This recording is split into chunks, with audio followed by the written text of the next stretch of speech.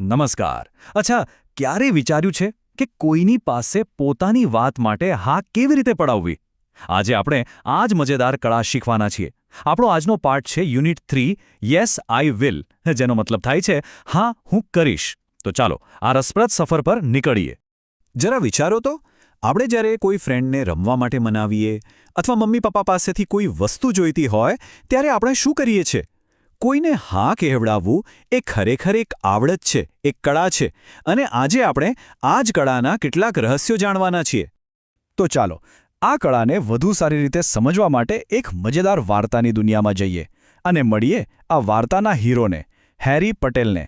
એ એક એવો સેલ્સમેન છે જે લોકોને પોતાની વાત મનાવવામાં એકદમ માસ્ટર છે. તો આ છે આપણો હીરો, હેરી પટેલ. જુઓ તો ખરા, એના ચહેરા પર કેટલો કોન્ફિડન્સ છે.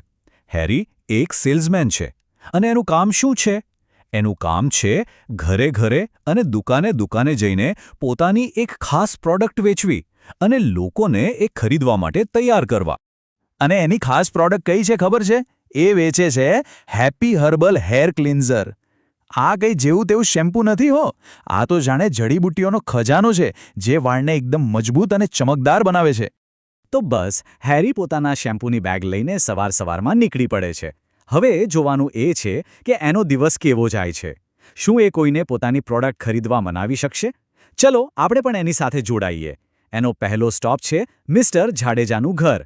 હવે અહીંયા ખાસ ધ્યાન આપજો. હેરી કેવી રીતે વાત શરૂ કરે છે? એકદમ નમ્રતાથી. એ સીધું વેચવાની વાત નથી કરતો. પહેલાં પોતાનો પરિચય આપે છે અને પછી થોડો સમય માંગે છે. આ છે કોઈને પણ મનાવવાની પહેલી અને સૌથી જરૂરી ટીપ.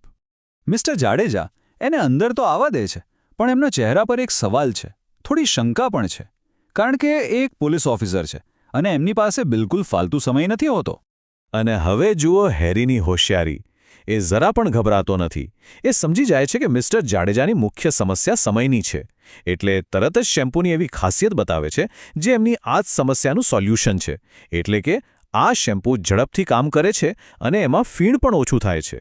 અને કામ થઈ ગયું. હેરીની આ સ્માર્ટ રીત કામ કરી ગઈ. મિસ્ટર જાડેજાને વાતમાં દમ લાગ્યો અને એમણે તરત જ એક બોટલ ખરીદી લીધી. તો આ હતી હેરીના દિવસની પહેલી સફળતા. ચલો, એક સફળતા તો મળી, પણ શું આ સિલસિલો આગળ પણ ચાલુ રહેશે? હેરી હવે કોને મળશે અને શું ત્યાં પણ એને આવી જ સફળતા મળશે? ચાલો આગળ જોઈએ. તો હેરી પહોંચે છે શારદા મોદીના ઘરે, જે શહેરના મેયર છે. પણ અહીંયા સીન થોડો અલગ છે.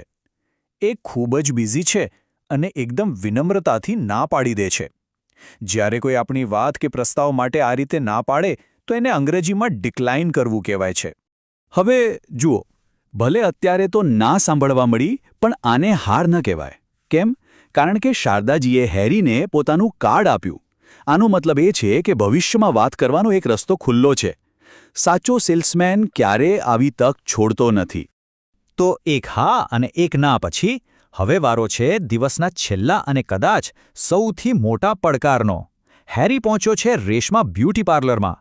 શું લાગે છે, અહીંયા એને જેકપોટ લાગશે? આખો દિવસ ફરીને હેરી હવે થાકી ગયો છે અને એને ભૂખ પણ કકડીને લાગી છે. પણ ત્યાં જ એની નજર એક બોર્ડ પર પડે છે, રેશમા બ્યુટી પાર્લર. અને બસ એનામાં ફરીથી હિંમત આવી જાય છે.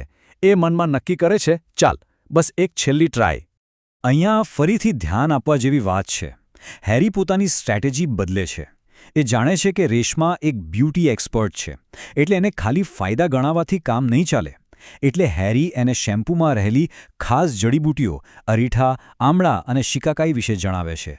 આને કહેવાય સામેવાળા વ્યક્તિને સમજીને વાત કરવી. રેશમાને પ્રોડક્ટ તો પસંદ આવી ગઈ, પણ કિંમત થોડી વધારે લાગી. આવું તો થતું જ હોય છે ખરું ને? પણ હેરી આના માટે પણ તૈયાર હતો. એની પાસે આનો પણ ઉપાય હતો. એ તરત જ એક એવી ઓફર મૂકે છે જે રેશમા ના પાડી જ ન શકે. એક જોરદાર ડિસ્કાઉન્ટ.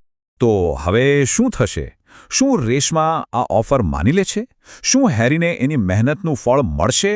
અને જવાબ છે 5. જી હા, 1 2 નહીં, પૂરી 5 બોટલ. વાહ, આને કહેવાય સફળતા. રેશમા 5 બોટલ ખરીદવા માટે તરત તૈયાર થઈ જાય છે. અને આ ખાલી નસીબની વાત નથી. આ તો હેરીની મહેનત, એની સમજદારી અને એની સાચી સ્ટ્રેટેજીનો જ કમાલ છે. તો હેરીની આ મજેદાર વાર્તા પરથી આપણે એ તો શીખ્યા કે અલગ અલગ લોકો સાથે કેવી રીતે વાત કરીને એમને મનાવી શકાય. પણ હવે ચાલો આપણે એ અંગ્રેજી શબ્દો અને વાક્યો પર ધ્યાન આપીએ જે આખી વાતચીતમાં વપરાયા. તૈયાર છો? તો પહેલો શબ્દ છે પ્રપોઝ. પ્રપોઝ કરવું એટલે શું? સાવ સહેલું છે. જ્યારે આપણે કોઈની સામે કોઈ આઈડિયા કે પ્લાન મૂકીએ તો એને પ્રપોઝ કર્યું કહેવાય. દાખલા તરીકે આપણે કહીએ, ચાલો ચેસ રમીએ, તો આ એક પ્રસ્તાવ એટલે કે પ્રપોઝલ છે. હવે આ ટેબલ જુઓ. અહીંયા રોજબરોજની વાતચીતના કેટલાક પ્રસ્તાવો એટલે કે પ્રપોઝલ્સ આપ્યા છે. અને એની સામે એ પ્રસ્તાવને કેવી રીતે સ્વીકારવો એટલે કે એક્સેપ્ટ કરવો અને કેવી રીતે નમ્રતાથી ના પાડવી એટલે કે ડિક્લાઇન કરવો એના ઉદાહરણો છે. ખાસ જોજો કે ના પાડવાની પણ એક સારી રીત હોય છે. ચાલો અત્યાર સુધી આપણે જે શીખ્યા એને થોડું પાકું કરી લઈએ. હવે સમય છે એક નાનકડી અને મજેદાર પ્રેક્ટિસનો. બધા તૈયાર છો ને?